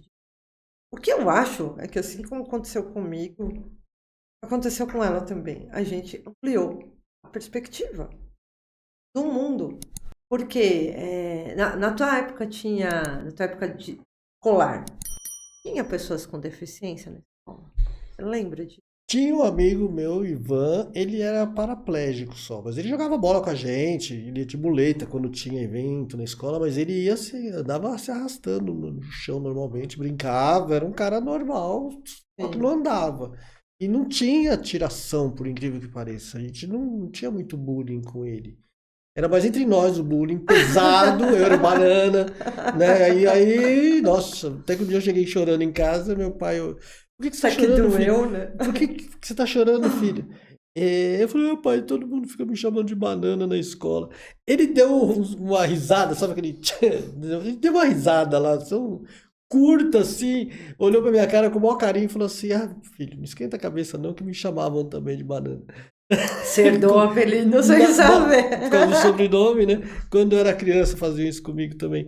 E aí me deu um conforto aquilo ali que eu não liguei mais, aí pararam de me chamar. Então era entre nós, mas eu o único que tinha. Que não era, difícil, né? era uma deficiência física só, né? Eu não tinha, eu não me lembro de um menino, não São Bento, que tinha deficiência intelectual. E só. Era raríssimo. Então a Flor teve que pensar nisso, eu acho, em vários ambientes. A escola, eu não sei dizer, porque não era um ambiente meu, né? Era deles, e eu deixava isso acontecer. A gente tinha lá o nosso espaço com idade dentro da escola, mas o dia a dia deles era diferente. A gente é levado quando se barra numa coisa que, obviamente, numa condição que, obviamente, separam, coloca num lugar diferente. Você é levado a pensar, eu acho, principalmente, que nas diferenças entre os seres humanos. Tem singularidades em todo mundo, não só nessas pessoas. Lógico, o suporte é diferente. Eu sou autista, para uma pessoa esquizofrênica, o suporte tem que ser levado em consideração. Então, eu acho que a Beatriz entrou. Tinha ciúmes? Ela é super ciúmes. Até hoje com ela disso. Eu e o Lúcio, a gente discutiu isso outro dia, que chega a ser um bullying com a pessoa, de ficar cutucando pra ver a reação dela e rir. Mas eu falo, Flor, às vezes você tem que se expor aos ciúmes para entender, colocar ali o coração na mesa ensanguentado para conseguir olhar para aquilo. E é nesse sentido que a gente cutuca ela, mas ela é super ciumenta. E ela não deixou de ser, porque o Caio era uma pessoa deficiente. Ela continuou sendo a irmã do Caio. Normal, que ótimo, que lindo. A irmã do Caio. Mas tem coisas que... tem a rede de amigos. Então, acaba funcionando mais ou menos como um multiplicador de alguma coisa. Você tem que estar sempre falando. Tem que estar sempre abrindo aquela realidade. É difícil isso. Mas para abrir para os outros, você precisa pensar em si também. O que é isso? Então, eu vou explicar. Como que quero que trate meu irmão? A gente passou situações muito difíceis que a Flor, como criança, principalmente na escola, nela. Ela teve. A irmã do... Tipo isso? Não, de ver na primeira escola, antes dessa que deu certo do amor, eles sofriam maus tratos, eram maltratados. E ela via isso e ela passava mal fisicamente. Nossa. Eles muito novos. Foi um lugar de muita dificuldade mesmo. E a resposta dela me dava certeza do que estava. Ela também passou a ser essa ligação e o mundo deles. Como adolescentes até. Ela fala até hoje da coisa da roupa. Corte de cabelo. Não, isso aí não é legal mais. Pô, ele tá parecendo um molequinho. Tá 80, né? Mas eu acho que fez a Flor crescer como pessoa. E ela já tem isso, que é uma pessoa que ela tira o melhor dos seres humanos e dos animais também. Os animais também? Também. Ela é assim. Ela é muito isso. Então ela conseguiu, eu acho, tirar o melhor dessas. Aprendeu muito. Que é loucura. É difícil. Não é fácil existir como pessoa neurodiversa nem para a família e muito menos para a. Mas é uma realidade. Eu me pergunto por quê. Tem tantas pessoas agora neurodiversas. Por que isso está sendo tão falado? O que aconteceu? Na minha opinião pessoal, não tenho uma referência científica para te dar aqui. Mas eu acho que é ambiental. A gente tem gatilhos ambientais para coisas genéticas que vão, mas que são necessárias desse mundo. Isso acontece por motivos. Conhece. Mas eu acho que tem essa coisa ambiental. Eu vivi uma vida separada da natureza. Isso, eu acho que é o principal motivo. Para que essas coisas venham à tona, desequilíbrios. Tem pessoas que talvez estejam mostrando pra gente outra. São pessoas necessárias, mas Olha, fala. não, eu acho que o problema principal é a gente não conseguir ouvir. Porque é porque as próprias pessoas têm, às vezes, dificuldade de se colocar, mas por essa resistência no mundo em olhar para o ser integral. É o principal dificultador da gente aprender o que a gente precisa aprender com essas pessoas. Né? Então, se houvesse essa abertura, a gente já ia ter entendido. Tem muitos autistas adultos que falam sobre isso, como eu disse, já disse. E muito importante ouvir. É muito importante. Não só como mãe ou pai de uma pessoa neurotípica, como ser humano. É uma outra visão Então, das coisas. Um outro ponto de vista, uma outra sensibilidade. muito importante. Suas palavras também são muito importantes. Ah! E vem cá, me fala uma curiosidade. E o casal, como é que ficou? Imagina, se não fosse a intimidade Já construído antes. já construída antes, eu acho que teria sido muito mais difícil. E me dá de uma amizade muito profunda. De um suportar o outro, de um ver o que o outro está precisando naquele momento. Mas, principalmente, a gente sempre procurou se divertir juntos. Alegria, né? Alegria pela sorte que a gente tem até. Muita sorte, se encontrar alguém nesse que você pode compartilhar até as coisas terríveis. Então, e aprender com isso, e ajudar, e trocar, e a espiral, né, para cima. Eu falo isso porque eu observo pais de autistas, muitos se separam, assim, muito rápido até. Tem muito medo, né? E para o homem, no caso, é muito fácil sair andando. É o que mais acontece. Já acontece também ao contrário, mas é muito raro. Felizmente. Eu acho que porque eu tenho uma teoria assim, sobre isso, de observar. Os homens da minha geração têm uma dificuldade enorme com essa sutileza da vida.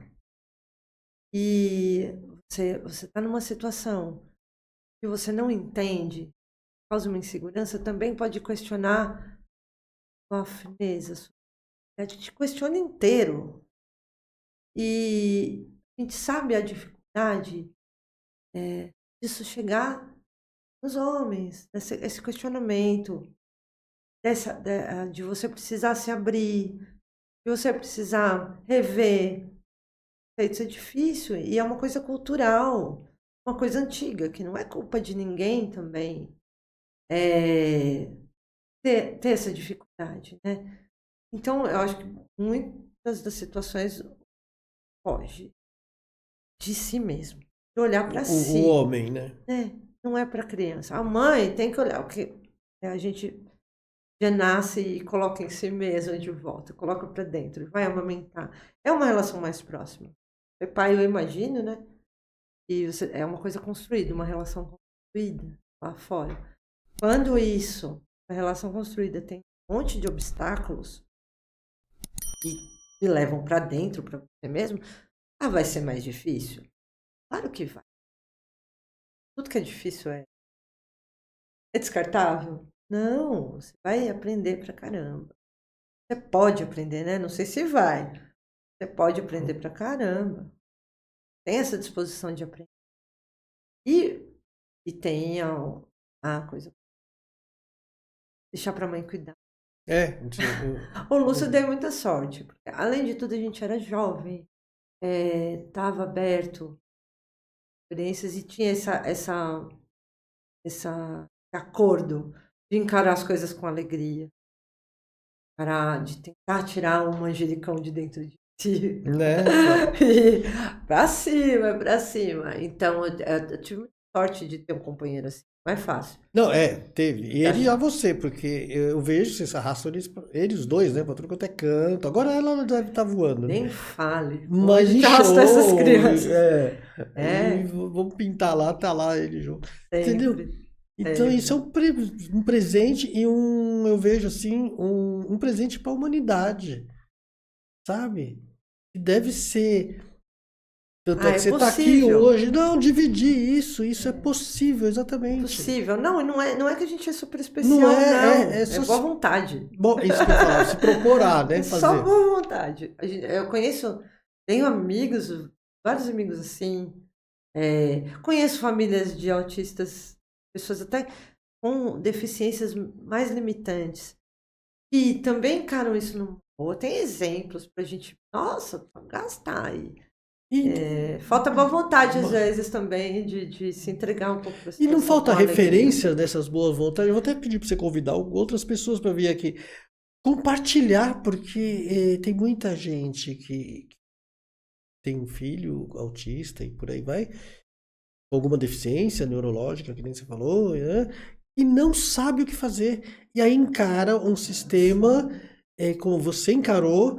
Ah, não, isso aí é isso aí mesmo. Ah, não, é Conforme ali. fase, é não sei o É, quê. E aí ela passa anos, como você passou, num limbo de ignorância, por assim dizer, de não ver, né, que há possibilidades legais, produtivas, de diversão, de amigos, de troca de rede, experiência, uma rede de rede. apoio. Os pais são fundamentais.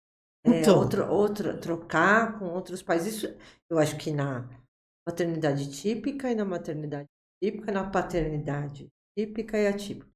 Trocar com outros pais. Você se sente parte de uma rede. de uma Se rede. integra mesmo, abre para isso.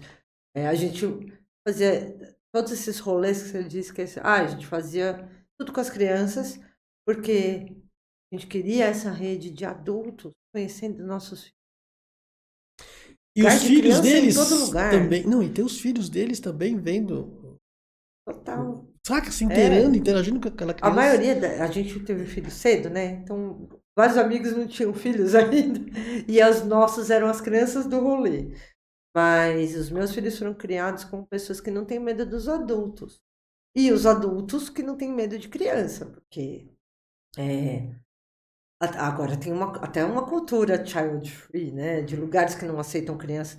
Até tem um momento, tem um lugar para não, que seja um espaço só de adultos. Isso não vire uma cultura do ódio Da repulsa. comportamental, porque aquela pessoa, uma criança se descontrola quando espirra, e porque ela não tem aparato emocional. Cara, você é adulto, você é capaz de entender isso. E cadê o conforto, capacidade De discernimento, a de se criança. acalmar, né? Você Não, entra se numa junto com controla, a criança. Não, né? surta mais Você que. surta junto. Então a gente sempre foi muito. Levava para show, levava para festa, levava em viagem, festival de arte urbana, que a gente fez alguns com eles. Foram experiências incríveis para eles e para nós. Então, tem uma foto clássica que era 2 mamadeiras e 2 latas de spray, a gente tirou em casa. Lógico que isso não era uma constante, foi um acidente, mas que era isso. Não separar tanto, foi uma coisa que acho que ajudou bastante a gente estar junto com família mesmo.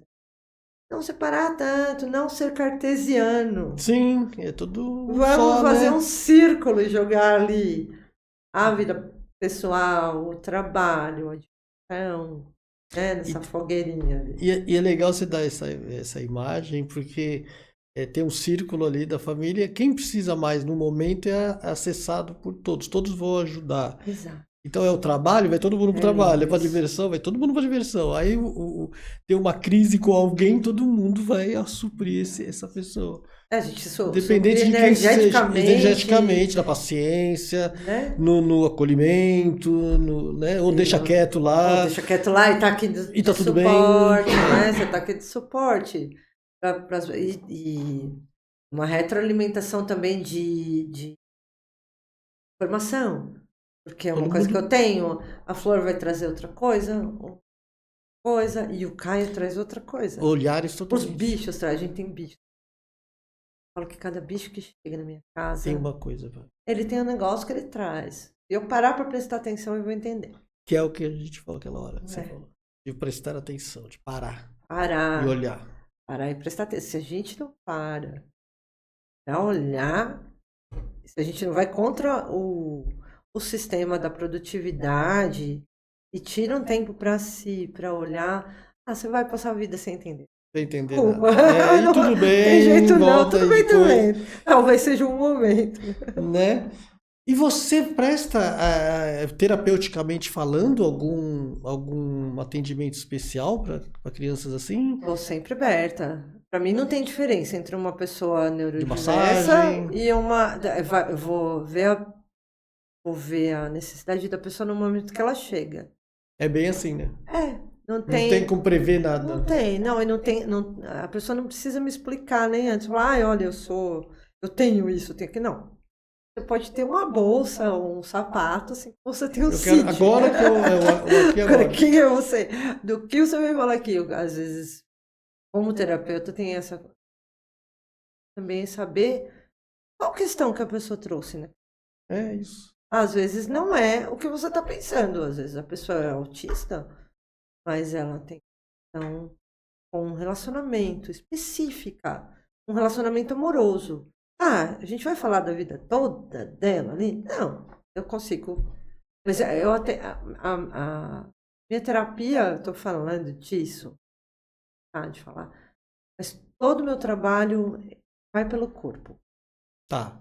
Tanto para você expressar alguma coisa. Então, eu tenho todas essas ferramentas, fazer o corpo falar.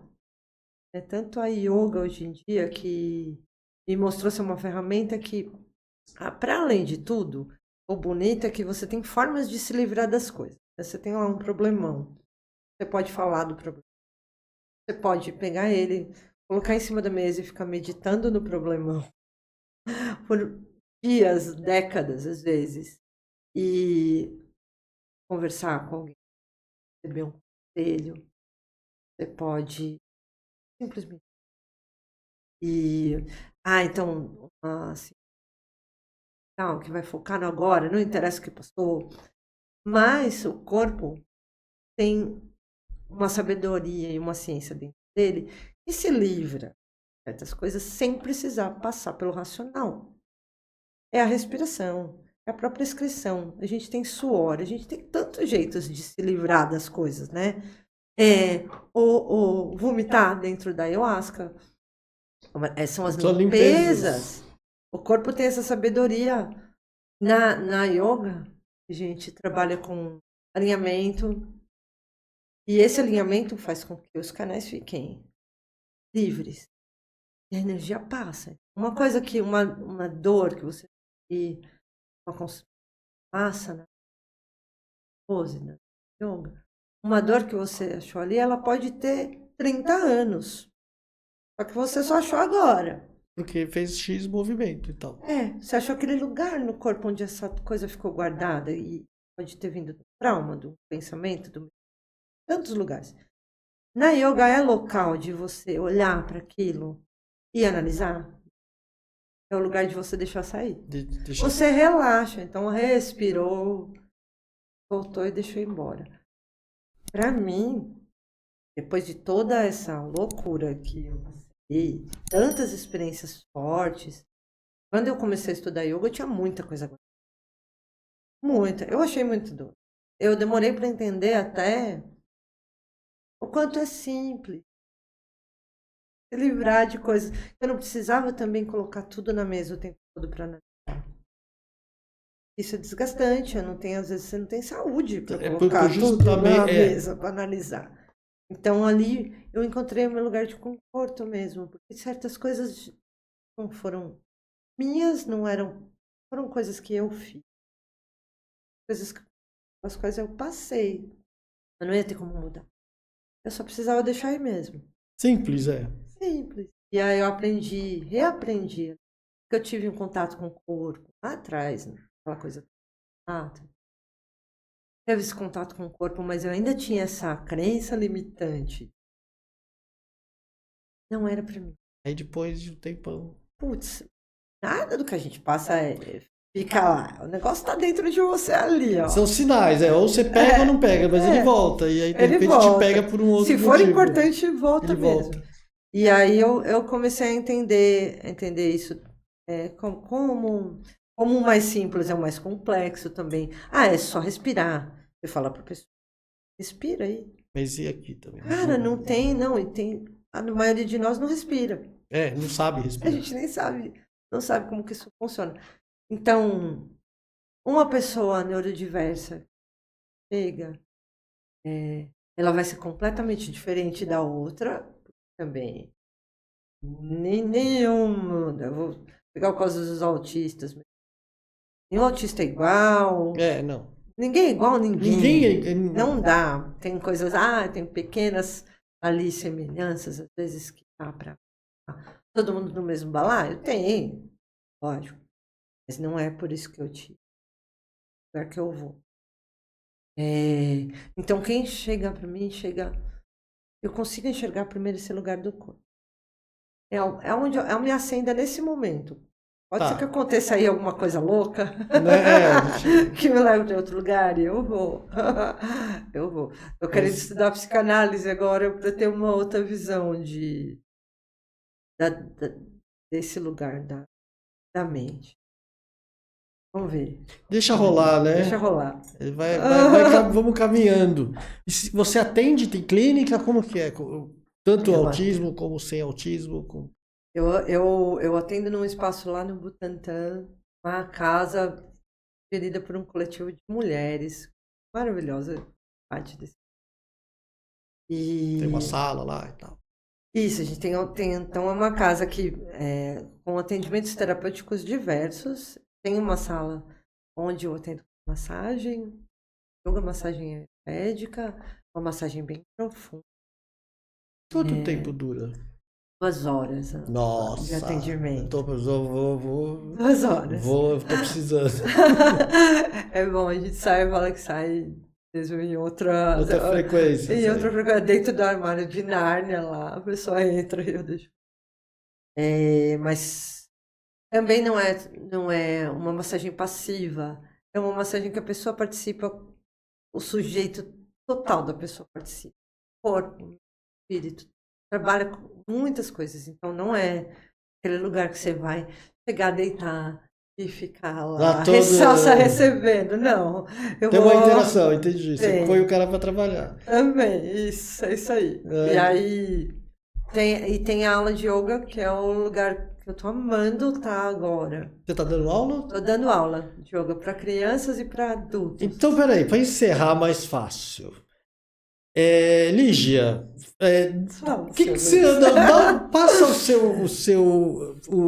meu CV. O que você faz daquele barato lá? Olha, dou aula de yoga, sou terapeuta corporal, trabalho outras técnicas também além da ayurvédica, tenho conhecimento de medicina chinesa, sou mãe e sou artista visual, tenho trabalhos.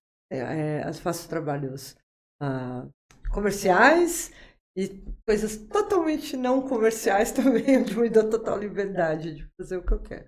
Comerciais seria fachadas e artes, muros, prédios, essas paradas? Até trabalhos publicitários. Você já trabalhou para o governo também? Você tem exposição, você tem obras no governo? Teve um projeto?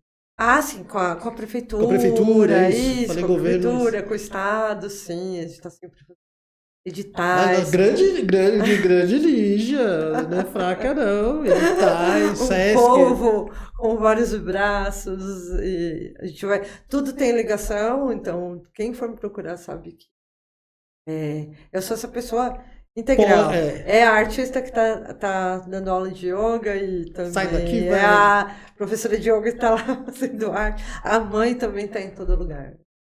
Não sou pessoas separadas. É só isso aqui. Entendo. Então é o seguinte, para encerrar, né, você vai precisar voltar, porque tem muita coisa para falar.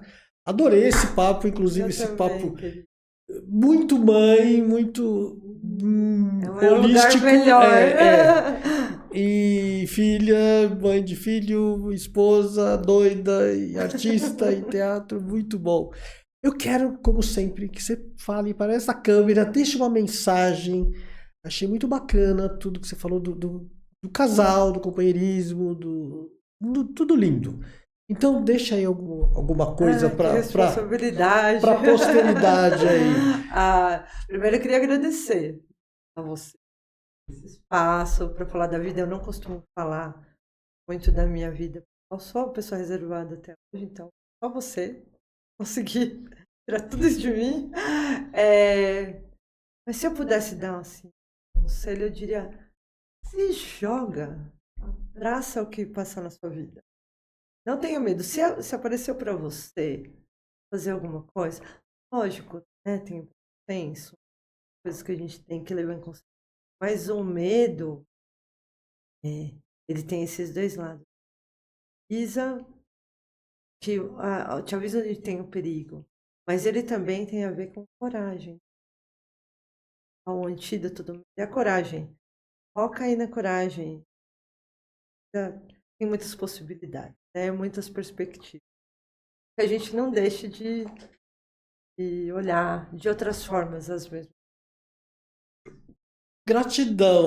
Gratidão. Como hoje aconteceu holisticamente, você viu ali, veio, aproveitando, fazendo justamente o que você acabou de falar, né? É isso. Se jogando. Então, gente, gratidão. Gratidão, Lígia. Gratidão, Henrique. Tamo junto. Henrique. Gratidão a todos que apoiam esse projeto. E até a próxima. Grande beijo.